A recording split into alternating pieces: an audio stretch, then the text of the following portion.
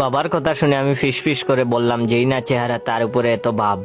বাবা আমার ফিস ফিস শুনে বললেন, জয় কিছু কি বললা? আমার মাথায় তখনই একটা বুদ্ধি এলো। ভাবলাম এই সুযোগে কিপটা বাপের কিছু টাকা হাতিয়ে নেই।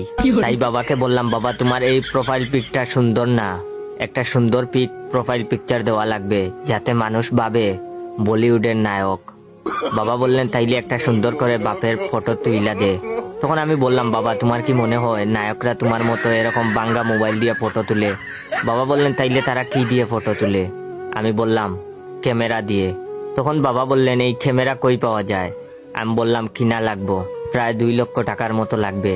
যেই বাপের আমারে 20 টাকা দিতে গেলে শ্বাসকষ্ট বেড়ে যায়, ওই বাপ ভাইরাল হওয়ার জন্য কিছু না ভেবেই রাজি হয়ে গেলেন ক্যামেরা কিনতে এবং ক্যামেরা কেনার টাকা দিতে।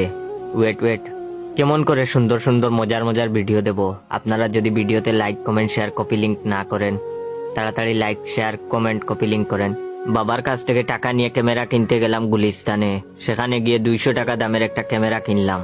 বাকি টাকা দিয়ে ভাবলাম আমার বরিশাল্লা জিএফ অনুরে নিয়ে নেপাল ভ্রমণে যাব।